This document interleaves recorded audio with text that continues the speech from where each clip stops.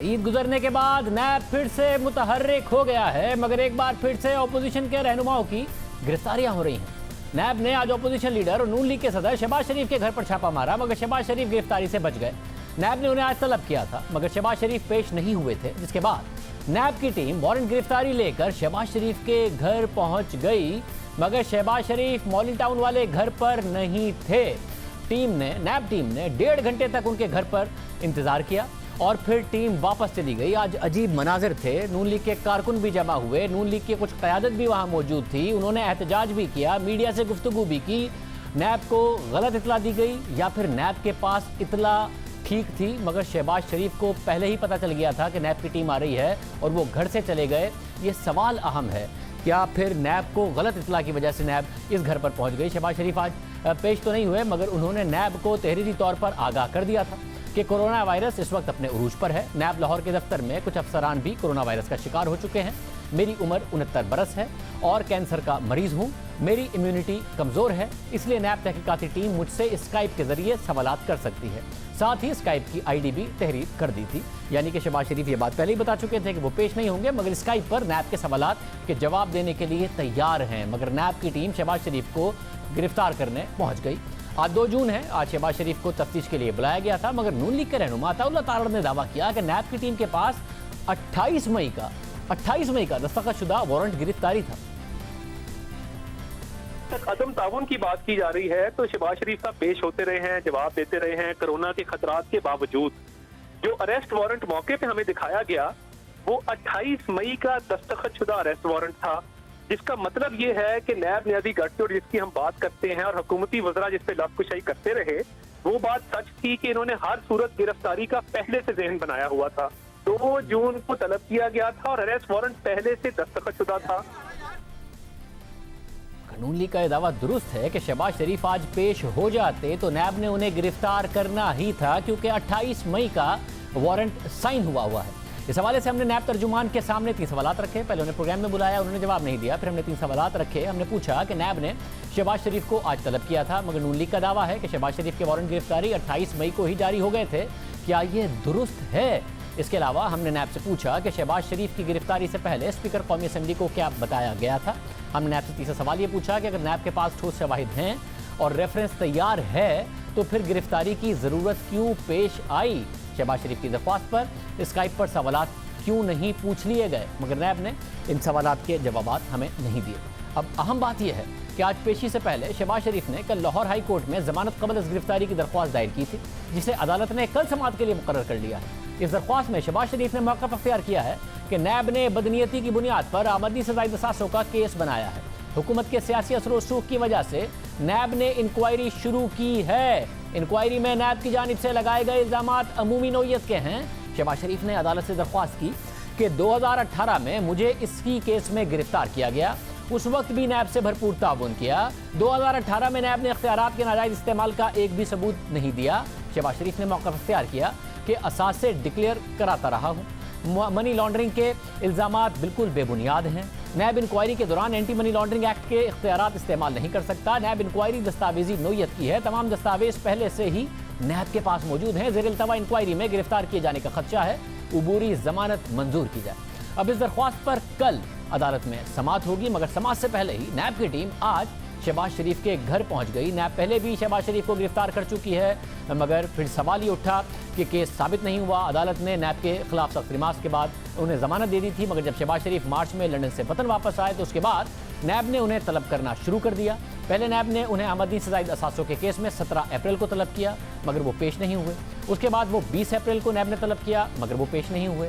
उसके बाद शहबाज शरीफ 4 मई को नैब के सामने पेश हुए, उनसे तकरीबन 2 घंटे तक पूछगछ की गई। नैब का इल्ज़ाम है कि नैब की मुश्तरका टीम ने शहबाज शरीफ से 1 घंटा 45 मिनट तक सवालात किए, लेकिन वो नैब के सवालात का तसल्लीबख्श जवाब ना दे सके। इसी पेशी के दौरान शहबाज शरीफ से उनको विरासत में मिलने वाली जायदाद से मुतालिक सवालात किए गए। वज़ीर आज़म के मुआविन ख़ुसूसी बराए एहतसाब शहजाद अकबर ने पेशी के कुछ दिन बाद प्रेस कॉन्फ्रेंस करके नैब के केस के हवाले से सवालात उठाए और इसके अलावा शहबाज शरीफ से सवालात पूछे। दीगर वफाकी वज़रा और वज़ीर आज़म के मामले खुसूसी ये बताते नजर आए कि नैब ने शहबाज शरीफ से क्या पूछा और शहबाज शरीफ ने क्या जवाब दिए, जिस पर सवालात उठे कि नैब की तफ्तीश का हुकूमत को कैसे पता चल गया, कैसे नैब की गिरफ्तारियों से पहले वज़रा को पता होता है, कैसे तफ्तीश के बाद मामलात वज़रा को पता होते हैं। फिर मीडिया पर खबरें चली कि नैब ने शहबाज शरीफ से पूछा कि आपने 2005 से 2007 के दौरान बाकले बैंक से कितना कर्ज लिया, निसार अहमद गुल और अली अहमद से आपका क्या ताल्लुक है, साल के 20 गुज़िश्ता दौरान असासों में करोड़ों का इजाफा हुआ, उनके ज़राए क्या हैं। शहबाज शरीफ ने जवाब दिया कि तमाम असासजात ज़ाहिर कर चुका हूँ और हर चीज़ का रिकॉर्ड जमा करा चुका हूँ। शहबाज शरीफ से नैब ने बैरून मुल्क की जाने वाली 5 मशकूक ट्रांजैक्शंस का पूछा और उनके सामने फाइनेंशियल मॉनिटरिंग यूनिट की रिपोर्ट सामने रखी। नैब ने पूछा कि शहबाज शरीफ ने 20 करोड़ से ज़ायद की रकूम किस किस अकाउंट में मुंतकिल की, बतौर वज़ीर आला 5 मशकूक ट्रांजैक्शन बैरून मुल्क किसको भेजी। उसके बाद नैब ने शहबाज शरीफ को 2 जून यानी आज तलब किया और फिर गुज़िश्ता हफ्ते नैब ने एलामिया भी जारी किया कि शहबाज शरीफ की पेशी के लिए हिफाजती इक़दाम मुकम्मल कर लिए हैं। नैब की CIT के मेंबरान सवाल जवाब के दौरान समाजी फासला रखेंगे। इसके अलावा नैब टीम मेंबरान को मास्क पहनने की हिदायत जारी कर दी गई है। तर्जुमान नैब के मुताबिक शहबाज शरीफ को तफसीली सवालनामा गुज़िश्ता पेशी पर फराहम किया और मुनासिब वक्त भी दिया गया। शहबाज शरीफ की ख्वाहिश पर उन्हें ज़्यादा वक्त फराहम किया ताकि बैरून मुल्क से वो रिकॉर्ड हासिल कर सके। इसके बाद आज शहबाज शरीफ नैब के सामने पेश नहीं हुए। अहम बात यह है कि शहबाज शरीफ 4 माह से ज़ायद अरसा पहले भी गिरफ्तार रह चुके हैं। 5 अक्टूबर 2018 को नैब ने शहबाज शरीफ को आशियाना केस में गिरफ्तार किया था। फिर 14 फरवरी को 2019 को लाहौर हाई कोर्ट ने उन्हें साफ पानी केस और आशियाना हाउसिंग केस में जमानत पर रिहा कर दिया और इन दोनों केसेस में अदालत ने नैब की कारकर्दगी पर सख्त सवालात उठाए और जमानत में रिहाई के बाद शहबाज शरीफ नवंबर 2019 में वज़ीर आज़म नवाज शरीफ के साथ लंदन चले गए। तकरीबन 4 माह बाद मार्च 2020 में शहबाज शरीफ वतन वापस आए और फिर नैब ने उन्हें आज गिरफ्तारी के लिए आज कोशिश की। अब अहम बात यह है कि शेख रशीद पहले ही बता चुके थे कि ईद के बाद नैब टार्जन बनने जा रहा है। अपोजिशन के साथ साथ हुकूमती अराकीन की भी गिरफ्तारियां होंगी। हमारे प्रोग्राम में शेख रशीद ने कहा था कि ईद के बाद नैब जिंदा होने जा रही है, टार्जन की वापसी होगी और वो लोग जो बाहर जाकर वापस आए वो फंस गए हैं, उनका फाइनल राउंड जून जुलाई में हो जाएगा। नैब जिंदा होने जा रही है। टार्जन ने वो क्या होता है जिनसिंग पी ली हुई है और ईद के बाद अभी तो रोज़े से है नैब। रोज़े ख़त्म हुए तो रोज़े के बाद ईद के बाद टार्जन की वापसी होगी और जिनसिंग पी के वापसी होगी, ताकि ये लोग जो अभी तक ये समझ रहे हैं कि मौज मेला है, मौज मेला नहीं होगा। और मैं नहीं देख रहा नैब के कानून की तरमीम होते करीब करीब। जिस तरह ये मुल्क से बाहर गए और जिस तरह आके ये फंस गए हैं, ये सारा मसला जो है इसका फाइनल राउंड जो है वो जून जुलाई में हो जाएगा। ये नहीं बच सकते, कहाँ बच के जाएंगे, ये इनकी कोई बचत नहीं है। शेख रशीद हमारे साथ मौजूद होंगे, उन्हीं से पूछेंगे कि उन्हें ये बात कैसे पता थी, आने वाले दिनों में क्या होने जा रहा है। मगर इसके बाद शहबाज शरीफ ने 18 मई को आज टीवी पर असमा शराजी साहबा को इंटरव्यू देते हुए कहा था कि उन्हें गिरफ्तारी से डराया जा रहा है, वो जेल जाएंगे और डटकर मुकाबला करेंगे। ये डरावे कि जनाब ईद के बाद कुर्बानी होगी, जेल जाएंगे, किसको डराते हो? इंशाल्लाह अगर ये आप चाहते हैं कि मुझे जेल में डालें, मैं जाऊंगा और डट कर इनका मुकाबला करूंगा। ये क्या बात करते हैं? नैब शहबाज शरीफ को ढूंढती रही मगर शहबाज शरीफ उन्हें नहीं मिले। हमारे साथ वफाकी वज़ीर शेख रशीद अहमद साहब मौजूद हैं। शेख साहब बहुत शुक्रिया। शेख साहब आपने जो कहा था वो हो गया। आज नैब गिरफ्तारी के लिए तलाशी करती रही। आपने कहा था टार्जन बनेगी, जून जुलाई तक सब हो जाएगा। आने वाले दिन में क्या हो रहा है ये आपसे पूछते हैं। मगर शहबाज शरीफ साहब हुकूमत को टफ टाइम नहीं दे रहे, वो तो पार्लियामेंट में भी नहीं आ रहा है, इसके अलावा भी कुछ अपोजिशन लीडर का किरदार अदा नहीं करते उस तरीके से, तो अचानक ये गिरफ्तारी का मामला कैसे हो गया? अचानक नहीं हुआ ये। देखें, पैदाइशी जो बिजनेसमैन पॉलिटिशियन होता है वो मुख्तलिफ चीज़ों में मुलव्वस होता है। अब ये चली गई है 1985 से। 1985 का मतलब ये है कि इसमें इसका दायरा कार मैं आपको खबर देने जा रहा हूं कि सिंध तक बढ़ सकता है और ओमनी ग्रुप से लेके और इंडियन चीनी तक लेके, और ये काबल जो फ्रॉड भेजते रहे हैं चीनी 70%। सो मैं तो 1985 से जब ये पंडारा बॉक्स खुलेगा तो फिर इसके बाद गंदम स्कैंडल भी है। सो ये तो सारे लोग जो मुझे थ्रेट किया करते थे चीन में आज, और उन्होंने FIA को भी थ्रेट किया था, आज वो दरमियानी रास्ते की तलाश में है कि कोई रास्ता बताएं। शहबाज शरीफ ने, मैं जियो के प्रोग्राम में कहना चाहता हूं, पूरी कोशिश की इन दिनों में कि कोई मामले की, क्योंकि ये दोनों तरफ विकेट के खेलते हैं। ये आए थे कोरोना के बड़े टॉर्जन बन के कि मैं तो कोरोना के लिए आया हूं। एक टीवी प्रोग्राम में इन्होंने कहा पकड़ो मुझे मुझे मुझे मुझे मुझे पकड़ो, मुझे पकड़ो, मैं आ गया हूं, मैं आ गया हूं, मैं आ गया हूं। कहां भाग गया भाई? मर्द बने ना। हमने 7-7 साल कैदें काटी हैं एक छोटी सी कलाशनकोफ आवारा किस्म के केस में। आपने तो लूटा है। वो बुलाएं उसको जो सुलेमान हमजा है, जो किंग ऑफ द डकेट्स है, जिन्होंने लूटा है और फिर फूटा है यहां से लंदन के लिए। और ये किस बात के 50-100 आदमी, अगर जियो इतना कैमरा दिखाएगा तो 50-100 तो आके छाती पीटेंगे ही। लेकिन इस मुल्क में नवाज शरीफ की सियासत और आसिफ जरदारी की सियासत खत्म होने जा रही है। और इमरान खान जब ये कहता है कि मैं झाड़ू जो है दोनों तरफ फिरेगा, मैं ये कहता हूं बजट के बाद दूसरी तरफ भी झाड़ू फिरेगा और जिसने गाजरें खाई हैं उसको फक्की दी जाएगी।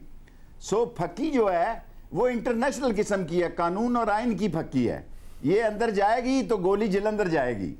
और वो लोग जिन्होंने इस खजाने को इस तरह लूटा, और अब आप देखें 85 के बाद जो शुगर में स्कैंडल हुए हैं, जिस तरह सब्सिडी ली गई है, जिस तरह जाली एक्सपोर्ट की गई है, FIA देखेगी, नैब देखेगी, पुलिस देखेगी, वो क्या होता है सिक्योरिटी एक्सचेंज देखेगी, CBR देखेगी, स्टेट बैंक देखेगा, 10 एजेंसियां इनको देखेंगी।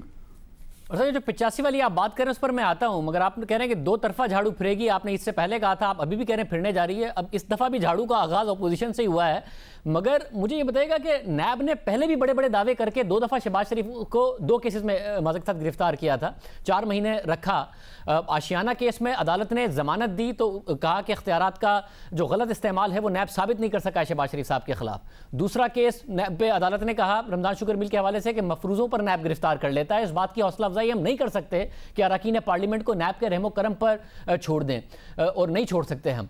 ये दोनों केसेस में बड़े सख्त रिमार्क्स दिए अदालत ने। हालांकि बड़े बड़े दावे किए थे नैब ने गिरफ्तार करने से पहले, कुछ नहीं साबित कर सके।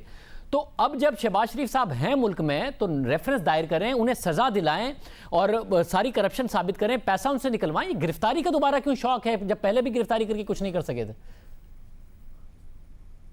देखें, अब मैं अदालत के मसले पे तो जी खानजादा साहब आपसे नहीं बात कर सकता कि भी अदालत क्या करती है कल या परसों या उसके साथ क्या होता है।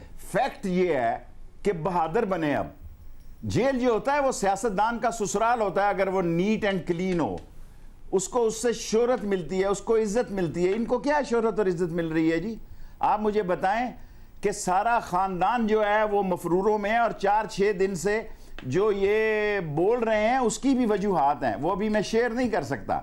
लेकिन आज कैबिनेट में देखें ना, शुगर पे जब बात हुई तो कैबिनेट में कहा गया और शेख हफीज को बनाया गया प्राइस कंट्रोल कमेटी का हेड कि भाई ये हमने इतने ऑयल में कमी की प्राइस में, लेकिन प्राइसेस में कम नहीं हो रही।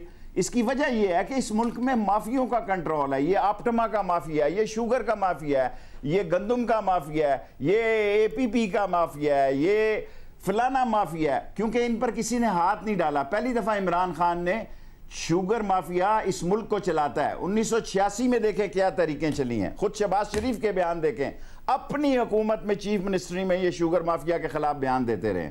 लेकिन असल हकीकत क्या है? असल हकीकत ये है कि 90 के जाविये से गिरे हुए हैं कि मैनू ना कुछ आखो, मेरी तबीयत बड़ी नासाज है, जिंदड़ी लील थी गई। मतलब ये जो अब माफियाओं की बात कर रहे हैं, मैं इस पर भी आ रहा हूँ, और जाहिर है माफिया फ़ायदा तो अभी भी उठा रहे हैं। 83 रुपये की चीनी अभी भी बिक रही है, कुछ हुआ तो नहीं है, हाथ तो नहीं डाला माफिया के ऊपर, रिपोर्ट ज़रूर आ गई है। और आप फिर कह रहे हैं 85 से तहकीकात होगी। मगर मुझे सिर्फ ये बता दें कि अगर नैब के पास ठोस सबूत हैं और तो फिर रेफरेंस बनाएं, चलाएं, इन्हें कन्विक्ट करें, सज़ा दिलवाएं। अगर ये जवाब नहीं दे पा रहे हैं, कौम के सामने सारा का सारा आ जाएगा। ये गिरफ्तारी लाजमी क्यों करनी है? वो जब कह रहे हैं मैं 69 बरस का हूं और नैब के दफ्तर में कुछ केसेस आए हैं कोरोना के, मेरी इम्यूनिटी ठीक नहीं है, मुझे स्काइप पर इंटरव्यू कर लें तो कर लें, सवाल जो पूछने पूछ लें। अगर तसल्ली बख्श जवाब नहीं दे रहे हैं तो रेफरेंस में दूध का दूध पानी का पानी हो जाएगा, कन्विक्ट कराएं। देखें, गुजारिश ये है, मैं आपसे इत्तफाक करता हूं, मैं किसी की सेहत का दुश्मन नहीं हूं, लेकिन सच के साथ खड़ा हूं। सच ये है कि ये अपने आप को सच्चाई के चैंपियन बनते हैं कि अगर एक दमड़ी भी निकल आए, एक दमड़ी भी निकल आए तो मुझे इस खंबे पे लटका देना। कौन लटकाएगा जी? और नैब के आपको पता है केसेस के वकील बेचारे कमजोर से हैं। ये 2-2 करोड़, 3-3 करोड़, 4-4 करोड़ के वकील करते हैं और ये माहौल बना देते हैं।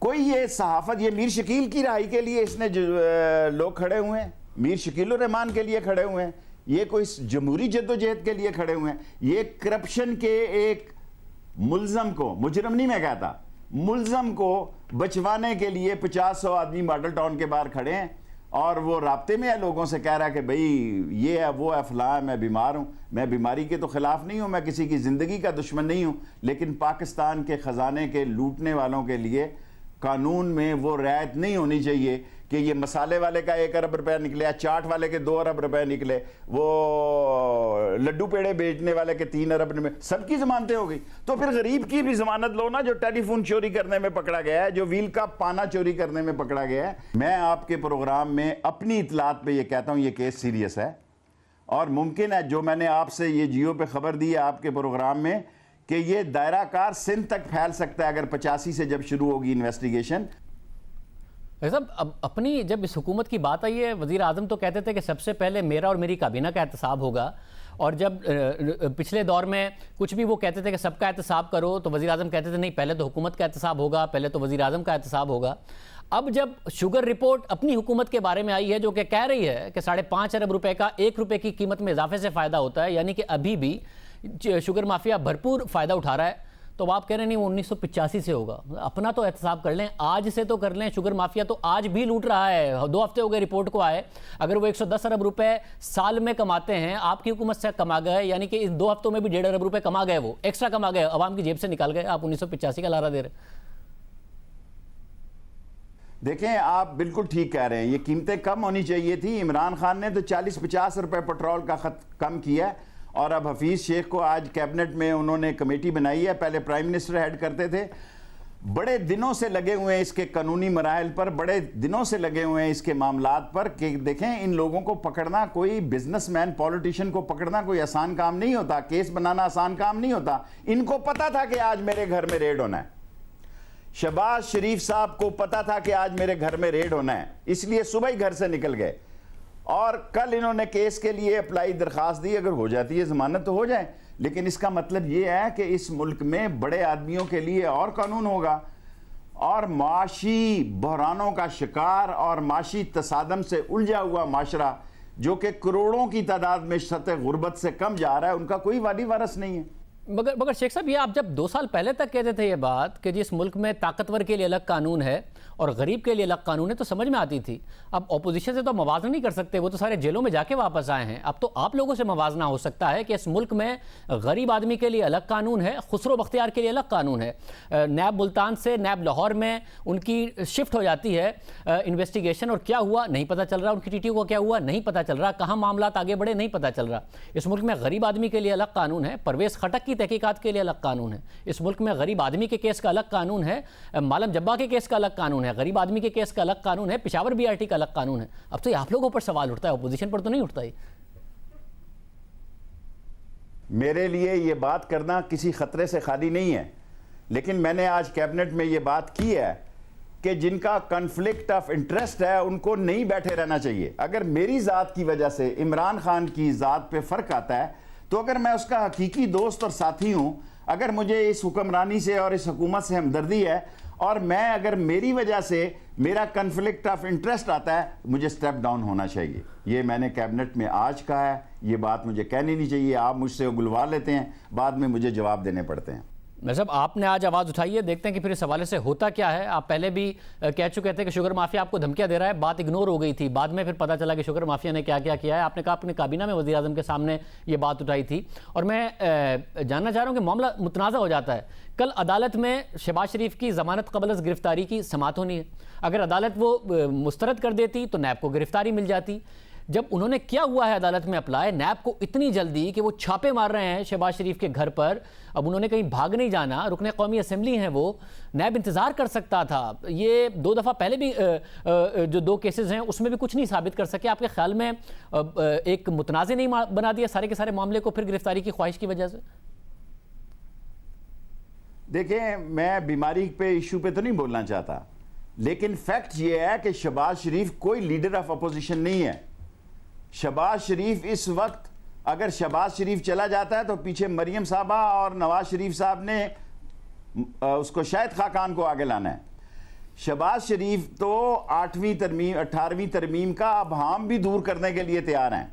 अगर आप वो इंटरव्यू देखें जो उन्होंने इंटरव्यू दिया, उसमें उन्होंने कहा कि नैब के आर्डिनेंस, देखें अब नैब का आर्डिनेंस अभी मैंने आपसे कहा था अमेंड नहीं होगा, कैसे अमेंड होगा इस वक्त नैब का आर्डिनेंस? अब जो मामलात हैं, अगर वो आज अरेस्ट करने ना जाएं तो कल मुमकिन है उनकी बेल हो जाए, लेकिन कौम के सामने ये एक्सपोज हो गए हैं कि कितना बड़ा बहादुर है। वो इंटरव्यू जो है इनके गले में पड़ गया, उस इंटरव्यू को दिखाएं जब ये छाती तान के कहता मैं आ गया हूं, मैं आ गया हूं, पकड़ो मुझे, पकड़ो पकड़ो पकड़ो। नॉर्मल आदमी नहीं है ये, इसको समझ नहीं आ रही कि भाई कि केस क्या है साहब। और आप समझते हैं, क्योंकि आपने पहले एक हमारे इंटरव्यू में कहा था जब ये सारी जमानतें हो रही थी कि अब हमें कारकर्दगी पर फोकस करना चाहिए। हमारा जो एहतसाब का नारा था वो इंतकाम नज़र आने लगा, वो इंतकाम बन गया था। अब जो ये शहबाज शरीफ के साथ आज हुआ है वो क्या वज़ीर आज़म की ख्वाहिश से हटकर हुआ है? वो आपके ख्याल में एहतसाब ही था या इंतकाम था जो इतनी ज़बरदस्ती थी गिरफ्तारी की आज? अगर तो झाड़ू हमारी तरफ बजट के बाद ना फिरे तो फिर तो आपको ये कहने का हक है। ये जुमला आपने 1-2 दफ़ा मेरे नाम से प्रोग्राम में कहा है, और मैं जो कोई तैयार होकर स्क्रिप्ट लिख कर नहीं आता, जो कुछ आप सवाल करते हैं मैं उसका जो मेरे दिल और दिमाग में स्ट्रेट वे आपका सच्चाई से जवाब देता हूँ। अगर कोई मेरे जहन में ऐसी बात नहीं कि खुदा न खास्ता मेरी उनसे कुछ ज़ाती दुश्मनी है, ये कौमी दुश्मनी है। साहब मगर आपने कहा कि दो तरफा ही होगा और फिर ही ये एहतसाब लगेगा, इंतकाम नहीं लगेगा, तो ये दो तरफा कब होगा और वज़ीर आज़म खुद कब फैसले करेंगे? इंक्वायरी रिपोर्ट पहले ही कहती है कि उस्मान बुज़दार की हुकूमत ने सियासी दबाव में आकर 3 अरब रुपए की सब्सिडी दे दी, और फिर जो दूसरी रिपोर्ट आती है उसमें उस्मान बुज़दार कहते हैं उन्हें उस मीटिंग के मिनट्स ही याद नहीं है जिसमें उन्होंने वो सब्सिडी का फैसला किया। अब सोचें अगर किसी और ने ये बात की होती तो आप लोगों ने क्या हाल किया होता? अगर ये नवाज शरीफ, शहबाज शरीफ ने किया होता, इमरान खान ने क्या हाल किया होता? उस्मान बुज़दार साहब वज़ीर आला हैं, उनका दिफा किए जा रहे हैं सारे। देखिए, मैं आपकी ख्वाहिश पे खबर तो नहीं बना सकता, लेकिन पार्लिमानी ज़बान पे ये बात ज़रूर कह सकता हूँ कि ये सिर्फ उनके 22 बिलियन का केस नहीं होगा, हमारे 3 बिलियन का केस भी जाएगा। ये नहीं हो सकता, ये नाइंसाफ़ी होगी। हमारे 3 बिलियन का केस भी, ये जो 10 कमीशन के मुख्तलिफ एजेंसियाँ बनी हैं, अगर हम 85 से जा रहे हैं तो 2020 में ये जो 3 बिलियन हमारे ज़ुम्मे पड़ रहे हैं, इसका भी हिसाब किताब होगा और होना चाहिए। नहीं, आपका 3 अरब का नहीं है, आपका 100 अरब से ऊपर का इंक्वायरी रिपोर्ट कहती है कि कीमतें बढ़ी रही, आपकी हुकूमत ने कुछ नहीं किया उस दौरान, और एक्सपोर्ट भी करते रहे। 100 अरब रुपए से ज़्यादा आवाम की जेब से निकाल के ले गए। अभी भी 83 रुपए की है, अभी भी 1 रुपये पे 5.5 अरब कमाते हैं, तो साल में 110 अरब रुपए और आवाम की जेब से निकाल के ले जाएंगे। आपका केस ज़्यादा बड़ा? कमाल है, कमाल है, कमाल है, बिलाखिर कमाल है, इनके नसीब में नहीं है। मैंने बड़े लूट मार करने वालों को देखा है और मैंने बड़ा करीब से मुशाहिदा किया है। आखिर में यही हाल होता है कि चाय की एक चुस्की लेने की मसला हो रहा है, और यही हाल होता है कि लास्ट फ्लाइटों पे आते हैं और छुपे फिरते हैं। इसमें क्या इज्जत है, आप मुझे बताएं? क्या इनके पास दौलत की कमी है? इनके पास दौलत की कमी है? सब इज्जत तो खैर मिलती है। हम अपने प्रोग्राम में सवाल उठाते रहे, शुगर माफिया के खिलाफ हमें लीगल नोटिस भेज दिया गया, मीडिया को माफिया कह दिया गया, आपने कहा आपको धमकी देता है, उसको संजीदा नहीं लिया गया। मगर वज़ीर आज़म तो जहांगीर तरीन और खुसरो बख्तियार का दिफा करते थे कि उनका कोई किरदार नहीं है सारे के सारे शुगर क्राइसिस में। साफियों के आगे भी किया, तो इज्जत तो इनको बहुत मिली है। ये वज़ीर आज़म ने कभी नहीं कहा कि जहांगीर तरीन का या खुसरो बख्तियार का या ज़हीर बाबर का या वो कौन इंडस्ट्री मिनिस्टर जो है रज़ाक दाऊद, उनका कोई किरदार नहीं है। ये कभी नहीं वज़ीर आज़म ने कहा। जिन दो का मैंने नाम लिया, साफ़ियों से मिलके उनका कहा, आप लोगों के सामने नहीं कहा होगा, साफ़ियों से मिलके मुलाकात में बाकायदा रिपोर्ट हुई। अच्छा, उसका नहीं मुझे पता, मुझे उसका। तो शेख साहब, हुकूमत तो नहीं हिलेगी इस सारे के सारे मामले में, दो तरफा जब एहतसाब होने जा रहा है जिसको आप कह रहे हैं? नहीं नहीं नहीं नहीं, नहीं। हुकूमत देखें, इस वक्त अगर हुकूमत हिल गई तो हमारी अपनी गलतियों की वजह से हिलेगी। इस अपोजिशन, ये मुर्दार किस्म की अपोजिशन से नहीं हिलेगी। ये तो देखें, अपोजिशन कोई नहीं है। मैं थोड़ा बहुत फिर भी फजलुर रहमान को अपोजिशन मानता हूं, मैं पीपल्स पार्टी और नून लीग को अपोजिशन नहीं मानता। कोई ऐसी सूरत हाल बने जो हमारे अंदर से कोई गलती हमें पकड़ ले, वरना इस अपोजिशन से अगर आप कहें कि इमरान खान जा रहा है तो वो 5 साल पूरे लगा रहा है। बहुत शुक्रिया। शेख रशीद अहमद साहब हमारे साथ मौजूद थे। 5 साल कहने पूरे लगाएंगे इमरान खान और हमारी भी बारी आएगी, दो तरफा झाड़ू फिरेगी। बड़े अहम सवालात भी आज उन्होंने इजलास में उठाए हैं। हमारे साथ शहद खान अब्बासी साहब मौजूद होंगे, उनसे पूछेंगे कि बहुत सारे सवालात हैं, उनका जवाब क्यों नहीं देते शहबाज शरीफ साहब, और आज क्या वजह हुई कि उन्होंने गिरफ्तारी नहीं दी। एक ब्रेक के बाद